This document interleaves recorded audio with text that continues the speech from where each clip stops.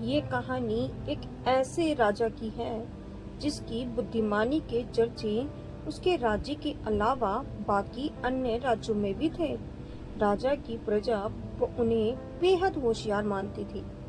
राजा की बुद्धिमता की वजह से पड़ोसी राज्य के राजा और रानियां और राजकुमारियां आदि सब उनसे जलते थे और उनकी होशियारी को परखने के लिए अलग अलग तरीके से उनकी परीक्षाएं लेते थे, लेकिन राजा हर परीक्षा में सफल रहते थे।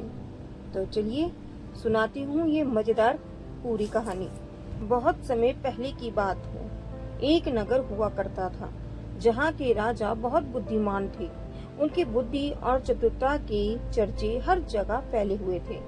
राजा हर किसी को सोच समझकर ही कुछ बोलते थे और कभी भी आरोपी की बातों को सुनने बिना कोई फैसला नहीं सुनाते थे।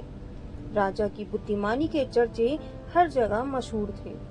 आसपास के राज्य के राजा और रानियां भी उनसे जलती थी। इसी जलन की वजह से कई राज्यों के राजा रानियां और राजकुमारियां भी उनकी बुद्धिमानी की परीक्षाएं लेने के लिए अलग अलग तरकीब निकालते थे, लेकिन हर बार राजा दूसरे शासकों द्वारा ली गई परीक्षा में सफल होते थे और खुद को चतुर और बुद्धिमान साबित करते थे। एक दिन राजा की बुद्धिमता परखने के लिए एक राजकुमारी आई। उसके हाथ में 2 फूलों की माला थी। उन दोनों मालाओं में से एक असली थी और एक जो दूसरी थी ना, वो नकली।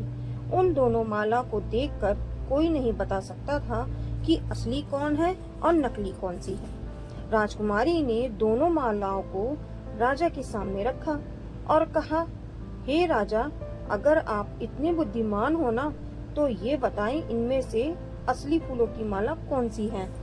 राज दरबार में बैठे सभी लोग हैरान हो गए, क्योंकि उन्हें भी असली और नकली फूलों की माला पहचान में नहीं आ रही थी।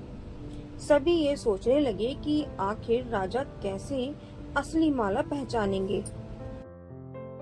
राजा को भी दोनों माला देखकर हैरानी हुई, लेकिन उसके दिमाग में एक तरकीब सूझी। उन्होंने तुरंत अपने सेवक से बोला, बगीचे की खिड़कियां खोल दो। सेवक ने जैसे ही खिड़कियां खोली तो बाहर फूलों पर बैठी मधुमक्खियां उड़कर अंदर आने लगी।